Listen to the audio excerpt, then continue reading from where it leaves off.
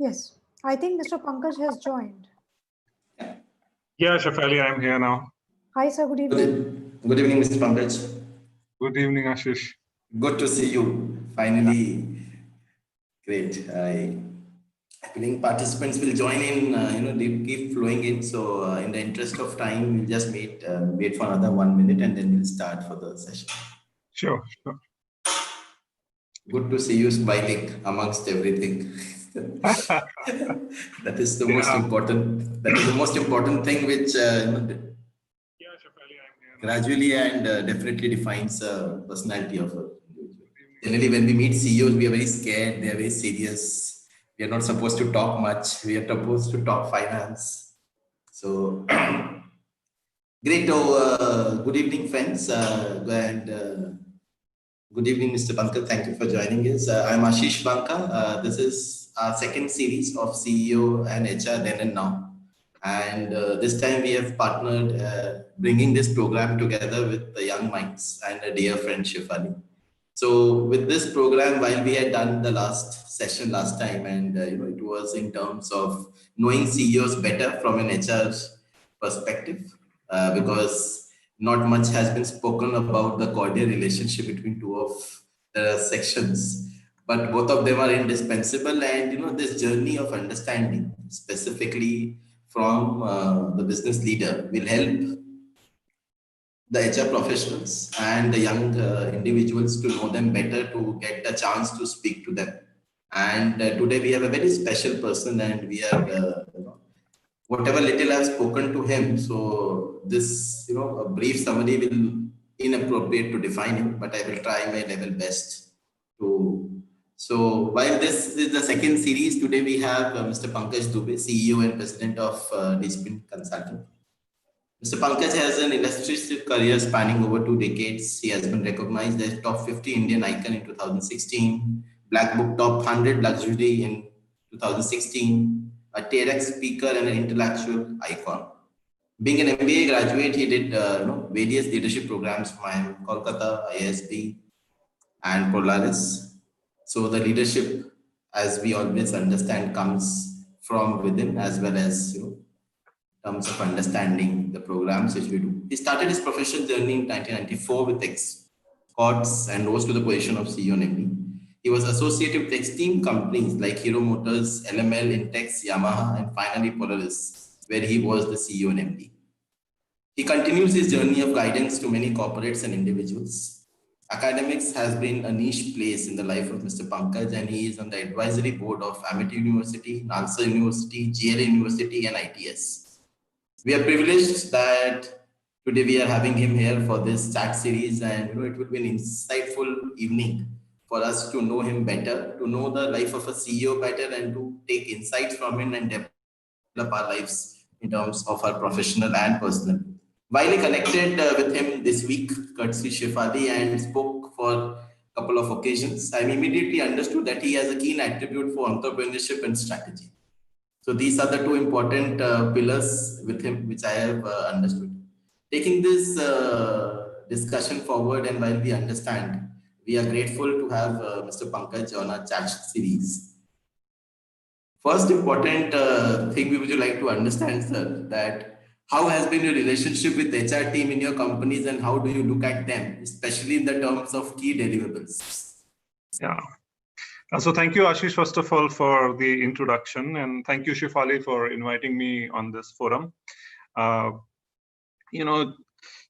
always felt that if a manager has to grow in his life, he has to first become an HR manager, because HR, as it suggests, is about human relations.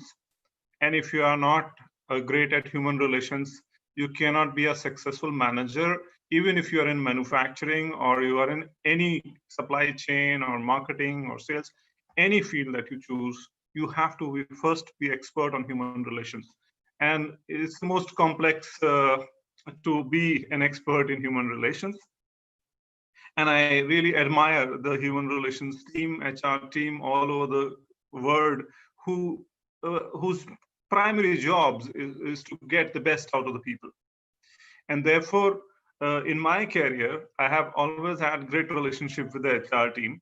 because I always felt that they are an integral part of the business and they contribute a lot, because without them, without manpower, without people, you cannot be successful. And HR has to play a very constructive role in getting the team to focus on what the CEO wants or the organization wants on the whole, and get everybody to think aligned and bring the goals, whatever targets have been set, achieved in a defined time period. So it's very important. HR, I have always had great relationships with HR when I was like a peer, and when I became the CEO, even then, HR persons were always very close to me.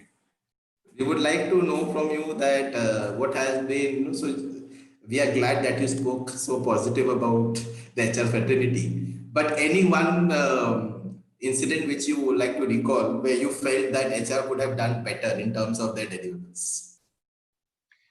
Yeah, this is, I won't name the organization, but then, I became a CEO of this company, and I went to to join in the company, and in the initial uh, feedback and analysis and understanding of the business, when I mean, obviously, when you join a company, you are aware of most of the things, but when you join as a CEO, your job is to go into the depth of things, that what are the things going right, what are things not going right, and what we need to do in order to make the company grow higher than what it is growing, or get the best out of the situation. Now, in this light, when I went and had a detailed discussion with the HR person over there, I found one of the biggest drawback, and that was that the diversity in the team was minimal. So they would feel that this position is meant to be only dominated by males, and this position has to be only dominated by X, Y, Z. And as such, in the organization, the contribution of the, like, if you see the population is almost 50-50 or 52-48 between male and female, and in my organization it's almost like 98 and 2. And I said, why? So the usual, HR, I mean, everybody, not just HR, everybody tries to defend what they have been doing. So they would say, oh, so it's engineering jobs. It is all about, going into interacting with workers. You can't place, you can't use diversity over there and get females. It will be a trouble and all that. And I've come from a background where I've helped a company form a full line with only females working on it in an automobile field. So I obviously I would confront the HR. No, this is not true. It's not going to happen. I have seen in Japan, in China, almost like they're like 70 to 80% female, and only 20 to 30% male in an automobile or a telecom industry. So the vision, and there are certain times when you are working in an X manner and you get used to of it, and then you don't accept the change because you have always worked in that direction. So I found that, I confronted and made the changes. So I would say that this is one incident. I would like, that comes to my mind straight away, that it's like a thought process that I've been going for years. And I have a belief that this job can be done by only such persons, and you don't want to give opportunity to new people. I've always believed in if you have to get a best output of your team, you should have a number of things, but this is one critical element: the diversity in the team, and especially respect for females, because of coming from the culture that we are from India. And we celebrate Navratris twice a year. We pray to Goddess Durga, and we do so many things. And when it comes to work, we change completely. So I feel that you should give equal opportunity. You should never say that this job is meant for male and this job is meant for females. And going by all the experiences, we have seen that females have actually overpowered in every field that you have given the opportunity, whether it is HR itself. So this is just one point, and there's a number of ways that you can Most of my HR friends who would have been listening to would have been been feeling with Conclave because the kind of organizations which we have come, we have generally run a gender diversity program in the organizations, and we are the torch bearers in terms of this program. But slowly and gradually, we have seen specifically that some industries have become stereotyped for the gender, and some industries have opened. So I absolutely agree that as industry perspective, we need to make a very unilateral decision, not the industry. Taking this discussion forward, so this is about the HR team. Let us move to the big chair of the HR, CHRO. And you must have interacted to the head of HR's number of time in the boardroom and all. One quality of CHRO which you have admired over the period of years, and what do you think, what has been the impact of CHRO over last a decade, since the business partner term has been coined and HR has become an integral part of the business, some business. What do you think in terms, intrinsic quality of a CHRO, and where do you see a CHRO's viability in a business in terms when he or she is chairing the board members chair? So the performance, how to improve the productivity and performance is the key task for every manager in the organization. And how does you get the productivity? If you create an working atmosphere where there is optimism, there is a dream which can be achieved, and everybody believes in that dream, and everybody is believing truly, and then working, and an action plan has been made so that you are working towards achieving that. This is a place where you actually go, and everything will become optimistic, and if the goals will start getting achieved, you will take everything very positively. Even if you are not able to do so, then you make countermeasures on the failures. Now, what we expect from an HRO or CHRO is to actually look after this aspect, that every person who's in the organization, how they are linked to the goals that the organization have, how they have, and he should be a very compassionate person. I have seen people who have been termed as a dead wood. You treat them well, and you get a huge output from that person. So I would see a CHRO as a very compassionate person. When he sees a person, whether he's a performer or a non-performer, he identifies the root cause, why he's performing and why he's not performing. And then he creates an environment where a person wants to perform and give more output. I'd like to give you a very small example here. When I did my first corporate job, and for the first time in my career, when I became a manager, and when I became a manager, I was working for this company, Escort. And when you become a manager, there was customary in the organization to be assigned an assistant to you. So those were the days when every manager had an assistant. So today it's a luxury because everybody's talking about lean, but then I was assigned this person, and when I interacted with him, I was very happy because first time, that's like a very big position you're getting, and it's like a prestige that you are also getting an assistant. Now as some of the colleagues, one person comes and says, "Be careful. This guy is very dangerous. This guy was earlier assistant of a general manager. He threw a hot cup of tea in face of the general manager. And that is why he was pushed out, and now he has been assigned to you." Now, what you will feel? You will feel, is somebody trying to take revenge from me? That's why this person has been assigned to me? Or there is something else what I can do?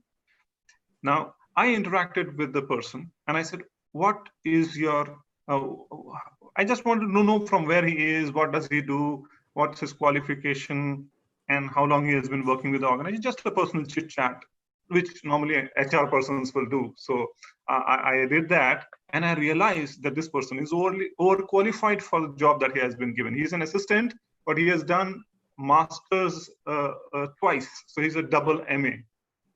Now, if you ask a double MA ki tu chai leke aa, ja photocopy karke aa, obviously at times he would get frustrated, and then he reacted.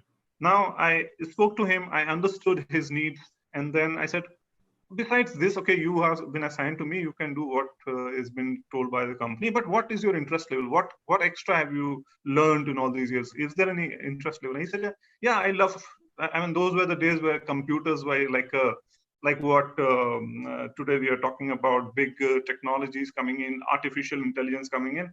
In the 90s, computer was the same. A computer will destroy all jobs. There will be no jobs available. Everybody will lose jobs. So now this guy knew how to use computer and said, okay, you know how to use computer. Great. Have you, so what can you do? He said, sir, I can do whatever you say. So I said, okay. So I introduced him to the IT person. I said, I want him to do some data entry for the department. And so give him a seat in the IT. Now, this person who was an assistant who was supposed to sit like on a stool outside, now he's sitting in the IT and he's performing. He gave the output where he became one of the most important person in the IT department over the period of time. So I gave you this example from my personal life and my personal experience is that as every manager is supposed to have the whoever is assigned to you, whoever is available in your organization, you have to try to extract the best out of him. Maybe he's been termed as not a great performer, but when you go into the depth of it, you will realize it's not his fault because he's not the right person at the right job. And therefore, when you give a slight importance to that person, the output multiplies. And this is what I would expect from CHROs. And this is what I see some of the great CHROs, they do that day in and day out. They are always there to support, to see that how I can get the best out of my people, whether they are entering the organization, whether they are performing to the organization, even when they are leaving the organization, how well do I treat the people? That is what a quality CHRO person I would envisage or I would expect to be. And that is the kind of a leader that I would always like to be associated with in the organization and who can be part of the board or you can even lead the organization. And today this has become diminished. The difference earlier was he's a HR head, he's a sales head, he's this head, and everybody is sitting. Now HR has they have the business partners where they are not just supposed to do promotions and do a timely XYZ listed, which can be easily outsourced. They are supposed to be the business partner where they have to ensure that the goals that the individual have taken gets achieved. And therefore, when you are getting so close to every manager, where you're trying to get every manager achieve their goals, you can actually build yourself as a CEO. And you can actually head the board. So that's an opportunity for a CHRO today with the open mind that we all have in the industry. I'm not sure, some people just wrote me in a chat box that, why are we not discussing the COVID situation? I will all come back to them and say that we are having a career planning session from a CEO where he is driving the HRs to become a CEO. And, this can be the best platform because, ideally, this kind of inspiration, Mr. Pankaj, is very important, specifically the self-belief. The CEO HROs which I have interacted and while leading a big team in current my organization, we generally follow, I have seen all of them follow the principle of 3 C's to 3 P's. So the 3 C's is your communication, conduct, and connection, which moves to 3 P's is people, performance, and purpose. So while this journey of 3 P's and 3 C's, which we try to bridge together, and after speaking to you and getting your belief that we can become CEOs, I think some of them who are listening to this live program will come back to us and say, we have the aspiration to become a CEO. So we can manage finance, because generally when we look at HRs and safety team, we are looked as teams who are only coming back to us for expenditures. We are like walking ATM banks, and whenever anybody can draw money out of us, and we are expenditures. But the analytics, when we look back in terms of financial angle, is very important. Moving to this, since one of my friend has asked for the COVID, so I will go back to the COVID. We have spoken a lot about COVID. We have heard COVID. Now we are coming out of COVID. What do you think in terms of financial and culture? COVID has transformed the organizations, and how this situation will shape up in this financial year? we will get to COVID. Before that, I just want to complete the last thing that we were discussing for the CHROs, where you have been people are looking at you as an ATM, is what you said, that you are seen as that you will provide some money to them, and which is a very good source. A person who owns the ATM is the most important person. At home also, if the home ministry, the wife says no, then it is no. So the money where it lies, that's the most important person in the organization. Now, it all depends upon how you think yourself. I'm just an ATM, everybody is coming, withdrawing money and going off doing nothing, or I have the most resource in the organization. And therefore, when I'm giving the resource to the person, I would say that, okay, you take it, but please give me the output also. I need this. And when you think on those lines, when anybody start thinking on that extra lines, that if I'm doing something which is a routine job, but can I think something extra, that can I align this person who's taking money from me to ensure that he achieves his target? And then you align yourself and take that. That is where, these CHROs, those CHROs who are thinking like that would become the CEOs. Now, coming back to the COVID situation, it's a very alarming situation. We all know that nobody was aware that something like this is going to happen. And in January, February, the life was at the peak. Everybody was doing normal. Industries were doing normal. Even in China, when the things happened, we thought, oh, it's like that only. So the world, everybody caught by surprise by March end, and then April, May. And as a result, the situation became very grim. Now it is improving, at least on the business, because the lockdown is over in India. But still, we are not out. It is going to be a long haul, and the challenge will continue for us. Under the circumstances, what is most important is, the economy has really suffered from where, we were talking about a GDP, which will be like going anywhere from 5% to 8%. The government was talking about an 8 trillion economy, and in the next few years, 5 years, 7 years time. Now, all that has suddenly got into where we are going to get negative GDP. We are also going to face a challenge where, it will be, the industries would undergo a huge change. Aviation was a very dream industry, but it was the worst hit during this time, and it will continue to be so with the challenge. There's so many luxury products, automobile products got so severely hit. And these are the major economy factors. These are the major industry which contribute a lot to the overall economy. Under the circumstances, there'll be so many, and these are not just the companies who are into this field. There are ancillaries, there are indirect outsourced people working there. There's a huge population linked to that, and that is like, we just gave you 2 examples of the industry, but then there is a host of other industries which also suffered a lot. Once this thing gets over, or like we are trying to get back to normalcy, you never know. Again, another bout might come, the second round would come, and everything comes to a standstill again. Now, what is most important at this time? So every manager has to think at this time, first and foremost, that your company should survive. Forget about A, B, C, D of what you are looking after. You have to think on what you can do to support the organization so that the organization survives. Because if the situation continues for very long, there are many companies who will not have even income to pay the salaries. You know how difficult it was that when the government said that you have to pay salaries, you cannot cut salaries, and there are companies who are cash rich. They said, okay, it's a big strain, but we can do it. But then there are companies who have just started, companies who don't have the enough funds available with them. They can't pay. So what happens to them? All the smaller organizations who are ancillaries to the big organizations, many of them may or may not survive if this continues. I think if you analyze the decision of the government, if they were only thinking about the people, they would have extended the lockdown again. But they thought about the economy. They thought about the companies that, if we continue even further, there'll be no money available with companies. There will be no availability of funds. Even though the government will face the challenge because GST is not coming in, people income will go down. then their taxes would get reduced. When government will not have money, how would they run? So the key and the most important thing for every manager in the organization is that the ball should be rolling. And therefore, we have to look at this crisis time very differently from what we were looking at earlier.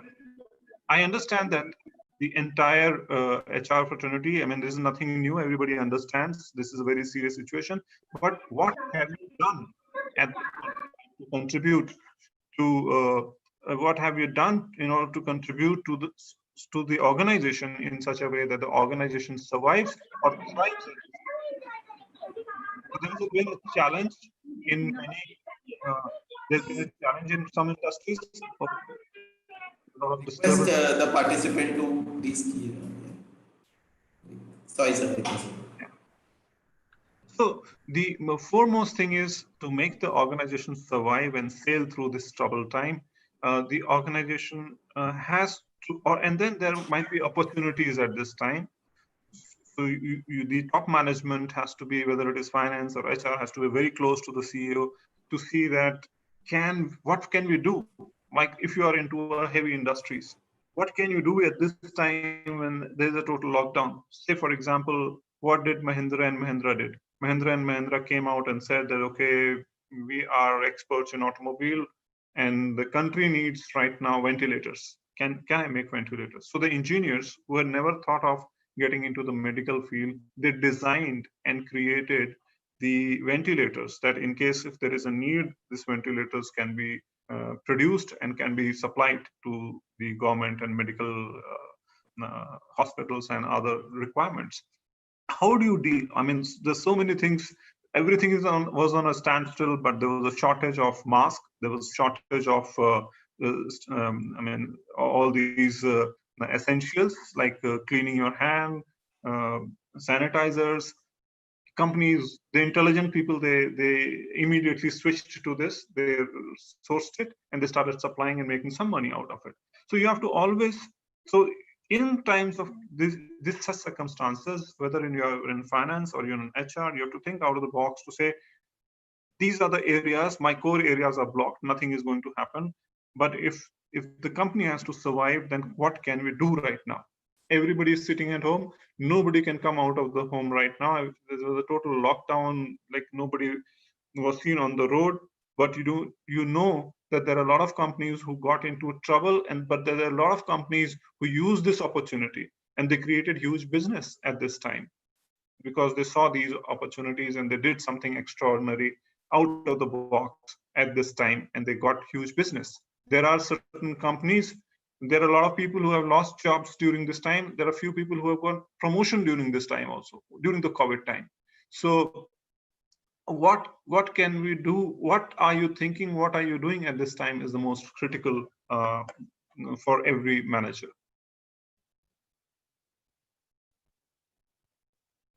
Ashish, you're on mute, I think. I can't hear you.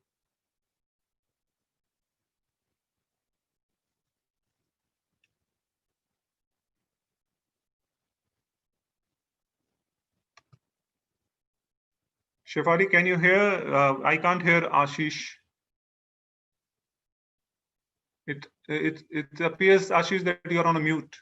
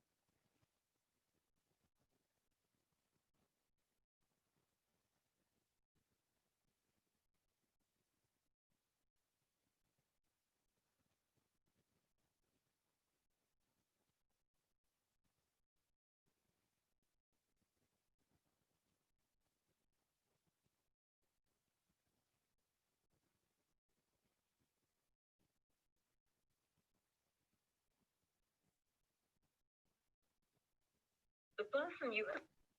Yeah, I'm back. I think, I'm sorry, participants, for this trouble, but we are living in a world which is more digital now. So digital will have its own challenges and we need to cope up to that. That was so great, Mr. Pankaj, to hear that, in terms how we have to.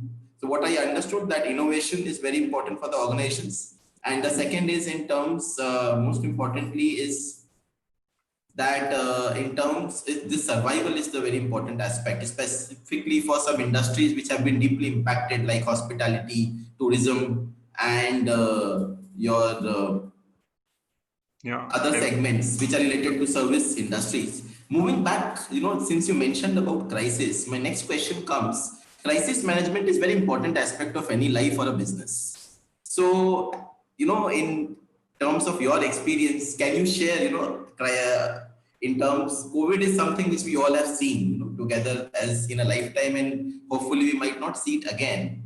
But in terms of your experience, specifically, either it can be one from your life or one can be from your business, an acute crisis which you have come through and how you have taken a decision which has, sailed you through that. Yeah, so I'll give you an example of one of the organization that I was working for, Hero Motors. I was the sales and marketing head of the organization, and we were in an industry where Hero Honda was there, which were into the motorcycle segment, and Hero Motors were looking after the mopeds and scooters business. So the moped business was that was led by the model called Hero Puck. Many of you must have heard about this or used the product. And then there were others like Hero Easy, Hero Winner scooters, which were launched. Now, our crisis was that the motorcycles were becoming very popular because of the high fuel efficiency, and our product, the mopeds and scooters, were becoming challenged because the prices were high as compared to motorcycle. Because that time, the cost of input was increasing for everybody, but motorcycle, because it was going into the mass production, the players like Bajaj and Hero, they were narrowing the gap with the mopeds. So the decline in the industry started happening to the tune of 30 to 35% year on year. So you decline from 100 to 65, and then 65 to say 55 and 50, and then that slide started happening. Now, it's like a very similar to the crisis. I would say that every company is expecting a 30 to 40% downfall in the business for some period at least. And some companies feel that by 2021, everything will become normal, or maybe end of 21. But by that time, you will lose 30 to 40% of the business. And if you're lucky, maybe you can arrest some more, like maybe 20% down. And in extreme situations, you can be at par or even grow. Now, we had the similar situation. I'm talking about years 1999 to 2002. It's almost like 20 years back. And we were facing the similar challenge, though there was no COVID. So there were other restrictions are not there. We could move out, we could go anywhere, but the customers were moving away from us. And so we thought that what should we do? And we realized that we have to think something different now. So we were making product which was largely into the space of students. Europook was a very light moped, and it was doing very well. And we analyzed the entire country, and we found that we are leaders in North India, but in South India, we are doing not much. And we can, if we explore the South Indian market, we can do very well. But when we went to the South Indian market, we saw that they were using product not for like the North people were, the students were using it. South, it was more of a utility where people were using it like a load carrier. I mean, it was unimaginable for us to think about that, these people will load something like a small tractor on a moped, and then they will do the business there. There are a lot of pictures that we saw, a lot of actual realities we saw. And now we know that and we checked out with the motorcycle companies that, do you think that you would be able to take share of that moped segment? Oh, so no, we have done the research, and that segment of customer says no, irrespective motorcycle, I won't be able to use the product. Why? Because in motorcycle there's a full tank in the front, and then you are riding the bike. In those mopeds, there was like a curve in the front, so you can keep something between your legs. There was a lot of place to store things. Though it is much smaller, much narrower, but they would never go to a motorcycle. So we thought that this is a market which is going to stay, whereas the student market, the moment they feel, oh, it's become like more upmarket is to be on a motorcycle than a moped, this market will shrink. So we devised a strategy. We made a product in line with that southern market, and we launched the product in no time. And we launched it with a very great marketing campaign stating that do pahiyon ki lorry. So we launched a moped and we called it do pahiyon ki lorry, that you can buy this. And then we created very nice commercials to be there. And suddenly, where we were declining by 35% or so, now we are growing by 20 to 30% year on year. So this is what I would say, example that comes to my mind, which I have actually done it. So I know what it takes when it's a very negative environment and where everything you think nothing is going to happen. And what do you do then? That is one example. I know the example that I have given to you is a very unique example where the market is going down and you are doing something, though it is not exactly comparable to COVID, because there is nothing comparable to COVID, because it never happened like this, that the entire globe is sitting at home and nothing is going in the marketplace. But then, even in these circumstances, I've seen companies who have really grown. They have acquired new customers. They have got businesses going. The companies were importing mobile phone and selling mobile phones. Suddenly they started importing masks. Suddenly they started importing.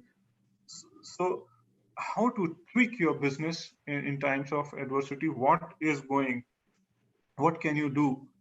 That thought process, if you have, then the business will survive. So crisis gives an opportunity, for the real managers to come out, think differently, and do something differently so that you can get a better output.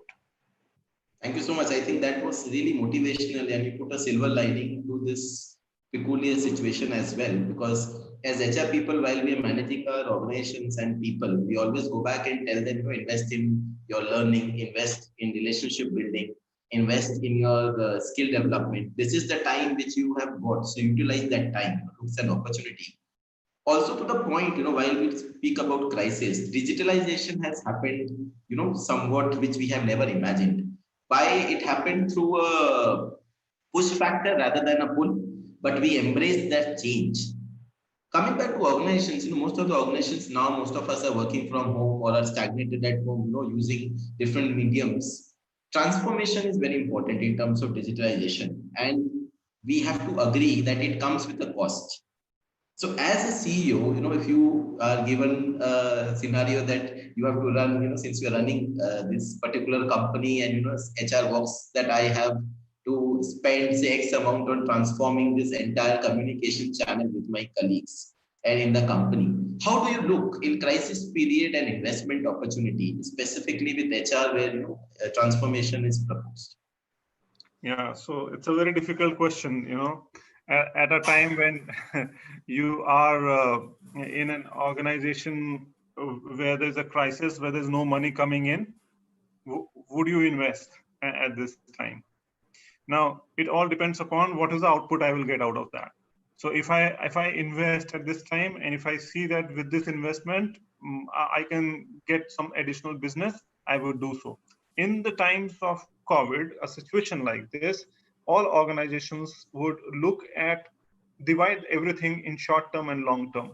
So if I have to do any investments for long term, I would delay it slightly. Okay, let me do something which is like, let me sail through this. This is like a blackout period. Let it get out of it, and then we'll look at investment. Or if I'm looking at short term, okay, immediately if we do, this is the benefit, then that benefit analysis has to be done, because I have to pay salaries because government is not paying them the salaries. We are in India, we are not in US. So it's not that, okay, let everybody be laid off. The government will pay the salary, use that money to get into a new technology so that we can work from home and we build this technology. A lot of people talk about this, that, US may this happen, Europe may this happen. Every circumstances are different. Their circumstances are different. There, the economies are, the government have enough funds available with them. In our case, our government is not that rich that they can afford to pay the salaries of everybody. So the situation is different for them. And in our organization, if somebody comes and says, okay, can I invest and get this built up so that everybody who's working from home can get on a similar platform? I would say, why not use Zoom, what we are doing right now? Use Zoom, use this team and whatever is available for free, or you take a paid investment into it rather than investing into your own technology at this point of time. Just use and show me the results. That, okay, if I do this investment, you would give me the returns. CEOs is a very different, many times you would go with a proposal and CEO will say no, and you will understand that, oh, why he is saying no, this should be done, everybody else is doing it. But CEO is like wearing many hats. He has to get the funds to pay the salaries. He has to get the funds to, foot the long-term investment, short-term investments, pay the factories, pay, all the rentals, banks, financial institutions. He has to do everything. Now, if I have, like, if there is a cash-rich company who has enough funds and who has made huge money, this is not a very big amount. But for a startup company, you say, no, why should I invest into this? I've got this much amount of money. I would better do it. If I would only invest in things where I get the output. So this is a very tricky question, and therefore I'm giving you a tricky answer only because it's very situational. I'm very happy, in this tricky question also, you have convincingly convinced HR that what is short term and what is long term. Somebody wrote me in the chat box that why you are acting devil's advocate. Why this question is. So my answer to them is, whatever we are having a discussion in terms, specifically as you correctly analyze that HR people might sound very sweet upfront, but everybody have their own emotions. Specifically, the angle which you think and which we think as HR leaders are very different at a point. And this is a journey, which you have given us at the start, that you should go and target the journey of a CEO, because we generally see every rejection that the other person has not understood. So maybe most of the companies require a CEO like you because they want to be convincingly convinced in terms. Going beyond this, in terms specifically, I understand, while we talk about people agenda, moving at the aspect, what has been your people agenda in the organizations which you have managed? Everybody, we always say, we are a human race, and like my mother narrates that, people and people interaction will always be there, but the banks of river might never meet. So that's how, we cannot ignore. What has been your people agenda in terms in the previous organizations or currently when you interact with students, employees, consultants? What is your people agenda? How do you manage people? See, to manage people, there are laid, experienced people share, we have to do this. My things are very simple. I don't use any jargon, but I just say, please have a dream. Everybody should have a dream. So I sell dreams to my team. So I sell dreams to my people who have just entered in the organization. Won't you like to become an HR head or a sales head? As a sales head or HR head, I will sell a dream. Won't you want to become a CEO? And so I will always give them a challenge so that they start looking at some bigger picture of their life and they have a goal in front of them. And then I get a more output. I have been fortunate that all the organizations that I have worked, especially where I was like a business head or a CEO, I have always nurtured my team in such a way that many of my subordinates have become CEOs subsequently in organization, whether it was telecom or it was Yamaha or it is Polaris. I mean, everywhere I have nurtured my number two, not just number two, but the second layer of team. And I have seen that when you give them the challenge, nothing looks small to them. And when you start working to, when they have that sort of a mindset, oh, I can also become a CEO. Oh, then they start giving you more output. So selling dreams and making everybody realize that you can also do whatever you have dreamt or you have not dreamt so far. I use a very simple technology with the students because from my experience, I have seen that dreams. If you go to my blog, pankajdubey.net, you will find there that I've written dreams do come true. So what I believe that whatever dreams that you set in, impossible dreams, it will be achieved, provided you have a dream. And then I share certain things like all the dreams should have a date. I will achieve this dream by this date. And the moment you put a date to something, I have experienced that that dream becomes a reality. Again, you have to do a lot of things. It's just not the that you make a dream and do nothing about it. Obviously, it will not get achieved. You make a dream, put a date, and then you do have a lot of action plan to support that dream. Okay, you will see that it will become a reality and you will become successful. So I have used this very effectively in my team, and I have always stood by my team to say, okay, if they face a challenge, if they fail, I tell them, all big achievers in life have always failed. But when they failed, they did not say anything bad about themselves. They respected themselves and they just figured out why I failed, what I was supposed to do, which I did not do, or what I was not supposed to do, which I did. Just differentiate that, learn from the failure, stand up again and again work. So failure to me is like a part of parcel of the life. And so these are simple things that I teach my team. These are simple things that I invest a lot of time with the students. I do sessions on dream realization with the students. I love to hear two ways, like the other person talking to me, telling me about his dream. What is your dream? And I can guide and help them realize the dream. So my thing is that I would like that most of the people in the world, at least in my country, should have big dreams and they should achieve. And if I can be of any help to anybody, I'm always there. And I keep interacting within the organization. I keep interacting outside the organization. I never stop. So even if I'm working in an organization which is a 5-day week or a 6-day week, my 6th or a 7th day is with the students, whether I'm going to the college or whether the college is coming to me through web series. But I love doing that. I love investing time with them. Great. That was, I'll come back to this summary at the end of this session. I will park this very, very intrinsic thought aside. Coming back to the major change, we talked about changing in terms of, adapting. Change management is very aspectal in terms of organizations. We all want change, but we are very adverse to change. Specifically, we believe that, top business leaders are very hard nut to crack, and they will not change. If we go any proposal, they will say, organizations may change karo. But the change is always from top to bottom. It is not from bottom to top. How do you advise? My final question for the HR leaders is, how do you advise that how do you bring out a change, specifically when you have to bring out a change in somebody who will initiate the change in the organization? Now, say number one, if you are proposing to your boss or to anybody that let's bring the change, you have to be convinced first. Sometimes I've seen people coming and advising for a change, but they themselves are not convinced. There's the moment the boss says, and a CEO is always a devil's advocate. He would always say, "What if you fail?"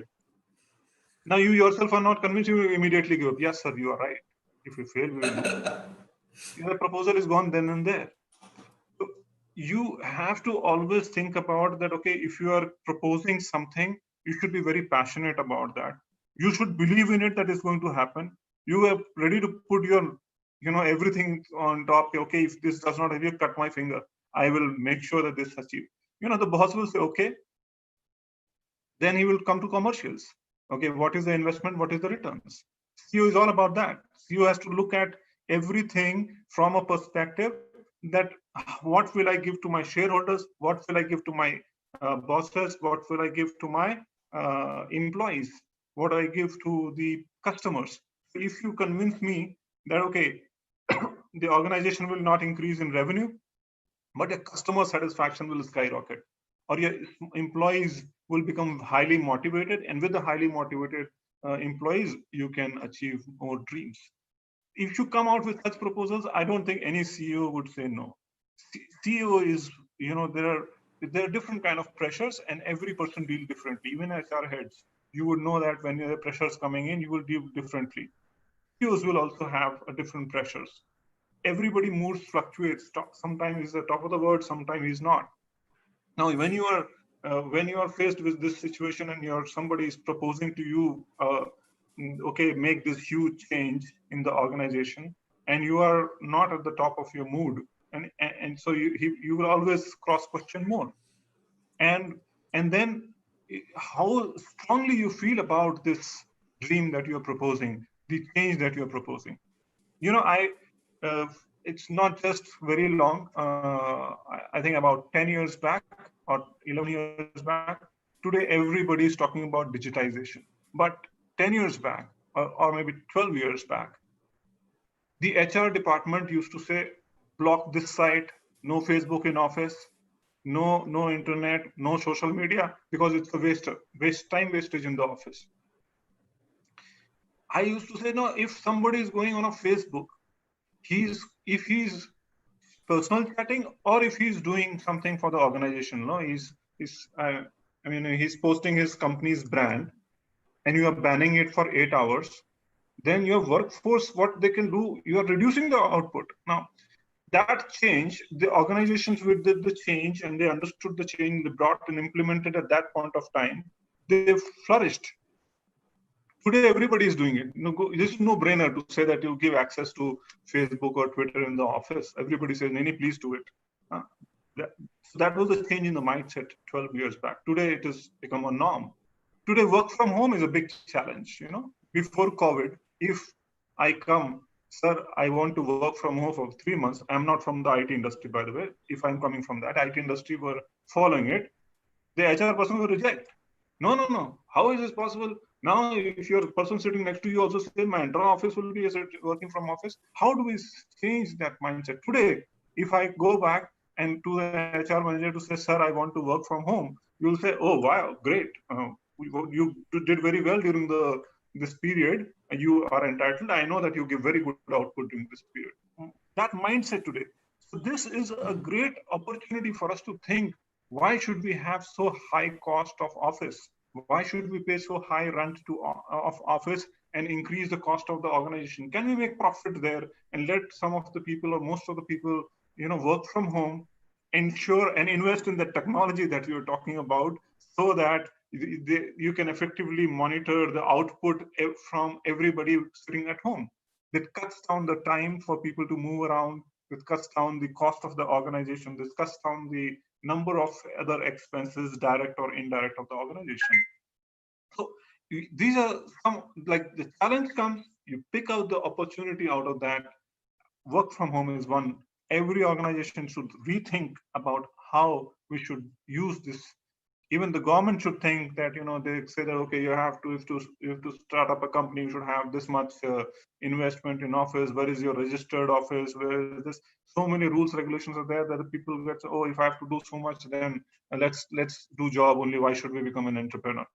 But if you simplify it, if you say that people are working from home, and why can't a home be a registered company address, and make that small change, and everything follows. So what is very important is that, in terms of crisis, in terms of problems facing, you have to come out with the mindset which has always been there, and see what is the new norm, and how and fast you can implement those new processes and bring that change. Because change is the only constant. You know what? I told you that 30 years, 20 years back, computer was a big problem, and it was like it's a huge change. Because I knew MS Office, my bosses were scared of me. Why? Because he knows how to use the computer. Today the situation is different, where if I say that I know artificial intelligence, people will say, oh, that means that if anything happens, he will get a job, everybody else will lose the job. So this is what you have to see, that what is the latest technology, what it is, and you have to learn from all of that and come out with the best output for. The answer to my question that can be summarized in 2 lines. One is, be convinced before you convince anybody, and always knock the door of the CEO when the weather is good. So, moving back to the last segment of our particular this wonderful. It's difficult for me to even close down, but we all have the interest of time. So, while we go back, a very important, it's a question both for employees and the students. Most of the students, specifically, I address them as youngistan, those who are in final year, we're eyeing some placements. Due to this situation, there has been a hit in the placement. Most of them are in terms of turbulence, what they do about their careers. Second is most of the employees who have lost jobs or had pay cuts in certain industries due to this.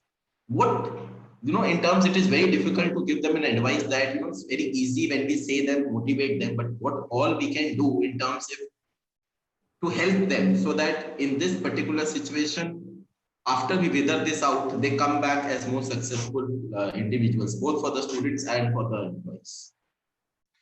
Uh, so again, it's all about how are you thinking? What is your mindset when this anything happens? Like, suppose that I'm a student, I am just passing out. What is the mindset I have today? For people who already have a job, they're losing jobs. I am just a fresh management student or engineering student. Who's going to give me a job? I will not get a job. Now, if I have that mentality, what will happen is the organization, I would not even apply to some positions maybe. I would not try to appear in an interview because I feel that I won't get selected. But believe me, there are organizations who have cut costs. They have the jobs still there. The organization is right now going through a phase where they have their expenses have to be cut down. Their revenue is going down, so the profit margin is less. They don't have the money to pay the salaries, but the job is still there. They have to get that job done. What they will look at is a lower cost of the people. If they have something which is being done by a 5 years or a 10 years experienced person who obviously comes at a higher cost, if a new person comes in and he can perform the same task and my CHROs can help him to get the same output or maybe in the range of 5 to 10% deviation, I can get output, I will hire that person. So what is the mindset of the student? If those students who are looking at an opportunity, he will go and join and he will get opportunity right now. Those students who have just joined, I know people who got promoted during the COVID period. My own daughter, she joined an organization in December. Yesterday, she got her promotion. From December to May, now June, sorry. So it's about 6 months. She got promoted, and why? Because during this time the team worked so hard, they acquired new customers. Now, it's all about the thinking that a person is doing. So if I feel that the world is collapsing, everything will go down, everything will become dead, there's no point working, just relax and chill, you will do that. I firmly believe that whatever you think will become a reality. If you think that everything is going to collapse, maybe the world will not collapse, but for you it will collapse. But if you think that no, I will make that change, I will do something different, and I will find out opportunities, where is the opportunity right now? So if the person is looking at the opportunity, he will get an opportunity. The person who is looking at no, there'll be no jobs, therefore he closes his mind completely. He will not get a job. Now, coming back to people who have lost jobs. Now, that's very, very difficult. They have lost jobs, but probably it is good for the organization. It may not be good for the individual, because if they have not lost job, the entire company will close down. If the entire company closed down, then not just he will lose the job, the entire team will lose the job. The chances for him to get a new job will become even bleaker, to say that, oh, that company shut down, so there's terrible problem with all the employees of the organization. Don't hire from that company because the company shut down. So it's better that your company survives, you are out. So what is the thought process? Again, I have lost job, but my organization still survives. So that's good. Let the organization survive, so that when I go, I can give the reference. It's because of XYZ reason that the company was going through a crisis. Unfortunately, I was part of it, but my skill sets are this. I am able to give contribution to others. There may be a gap of 1 month, 2 months, 3 months, but it cannot be forever. I haven't seen anybody that, you were working in the corporate field, you lost the job, and then for the rest of the life, they never got a job. I haven't seen even a single person who has given up the job, or he become an entrepreneur himself, or he start doing something big. His choice. But if it's anybody looking for an opportunity, he doesn't get an opportunity. I don't know even one person in my life who has not got this opportunity. He gets something or the other. If you don't have, suppose that your skills that you're having right now, it's gone. There's no demand for that skill set. Acquire new skills. When we were born, what skill set we had? Nothing. When we got passed out of the school, what skill set we had? X, Y, Z, very small. When we went to the graduation, when we went to post-graduation, when we started working, that is when we started acquiring skills. Why can't we acquire new skills today? So I know it's a gyan, so it might appear to be very heavy for people who have lost their jobs. I know it is a great pain and it's very difficult, but at the same time, I would say that believe in yourself. Everybody is hugely capable. Everyone. I haven't met a person who I can say that he's useless and he can't do anything. I have people who have told me that I've got work out of the dead people, dead woods. That's the word that has been used. So why? Because, everybody is capable. You have to just identify your own capability. You have to respect yourself. Okay, I lost the job, so what? But I am this capable. I know my capability. I will get a job again. Then it is this time, there's nothing happening. You can't give the interview also. Become spiritual. Start thinking positive. Read books on positivity. Read books on optimism. Go to YouTube. Listen to great leaders. Acquire the skills during this time. The moment job market opens or lockdown opens from tomorrow, you will be called for some job or the other. That was indeed great. Nothing short, the only word which I come back and you told about कि लोगों को शायद ज्ञान लग सकता है. मेरे हिसाब से ज्ञान वही लोगों का सुनते हैं जिनके पास ज्ञान होता है. And coming from a CEO, that's why somebody asked me again in the chat box that why we go back and tell, because in our corporate life we have leaders and followers. When we as peer groups say something that appears to be not much impactful, but when it comes from the top business leaders, specifically they know the business, they have seen the business, they have run the business, that is absolutely phenomenal to get that motivation. And the series was about this in terms of the motivation, how we can go back in these times. There are other series which are happening, but this was the essence. And while we started this session, before I wrap up, a couple of rapid fire questions. We were down, how do we start? How do we present? Because such senior leadership coming, what do we ask them? We ask them GDP, we ask them finance, we ask them a PNL. But what we wanted is the true essence of life, how they have become successful. Before we, end and I do a summary, I have some rapid fire questions from you, but these have to be answered in 2 or 3 words only. So, how do you reboot yourself? By spending quality time with family. What brings you back in action? My dreams. My thinking about my dreams make me back to action. What is your hobby? I love singing and astrology. I will park this aside and get back to you personally on that. Food which rejoices you. I love high-calorie foods like chole bhature, samosas. So it's all about high calorie. And the last of the question, what puts you off? What puts you off?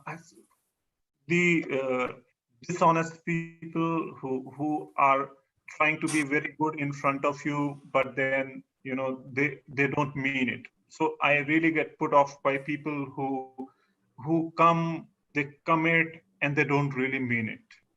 It really puts me off. Thank you so much. We can go on and on, but we had a time limit of this 1 hour. Honestly, Mr. Pankaj, while I started, and we do not take this session specifically when we start. This is an interaction between an HR and a CEO to bridge this journey and the gap together. And when I started, when I spoke to you a couple of times, I thought how it would be so difficult to interact, because you are very meticulous, you are to the point. And while me and Shefali were discussing, we were finding this such a tough discussion. Honestly, which I parked last time in terms, in the summary.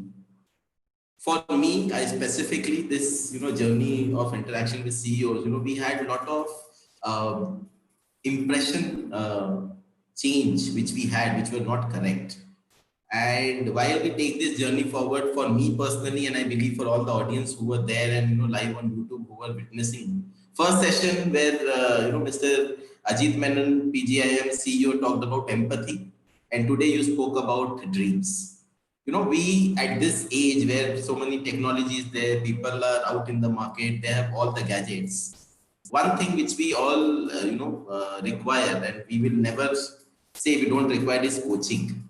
And today you really coach this session saying, achieving your dreams. Definitely we have to act to achieve that. But one important takeaway from my, this discussion with you is, more than knowing you personally, has been great in terms of understanding what you bring. We have become more relaxed when we interact with CEOs now, honestly. And now when we go back, we will say, we have people who can coach us. And you also covered that we need to be better human beings and specifically give a dream to everybody. Thank you will be too less for us to from both Sampark and Young Minds and me and Shefali personally. Thank you so much, Mr. Pankaj, for giving your valuable time and coming on this dais. I believe, this has been one of my very important discussions with the business leader, where people have will come back and go and think, we can do it. We will do it, and there is an opportunity to do it. So thank you for all the positivity which you shared with us. I believe the positivity grows with you more. And we will look back to have you again for some other session where we discuss. But this was great, Mr. Pankaj, and I thank Shefali, my dear friend, for we take this journey forward. I would like you to share your experience. How did you enjoy with an HR leader who is cornering you and you have to answer them? Yeah, thanks a lot, Ashish. It was really a pleasure, and thanks to Shefali for getting me here. And it's always a pleasure to interact with the CHRO, because, as I said, if you have to really get something going, you have to deal with the human beings in the right manner. You have to get them to do the best output. It's all about manpower, manpower, and manpower, and HR is all about that. So I love to interact with the people and especially with the HR team. So I also really enjoyed this conversation, and I will be very happy to be helping out any of you. I'm available on social media. I'm a very accessible person, so you can reach out to me, and I will like that each one of you grow in your life, and many of the CHROs, best wishes to become CEOs. Namaste, and thank you so much, Mr. Pankaj, for your valuable time. Thank you, everybody. Thank you, everybody, participants, for your kind, patient hearing.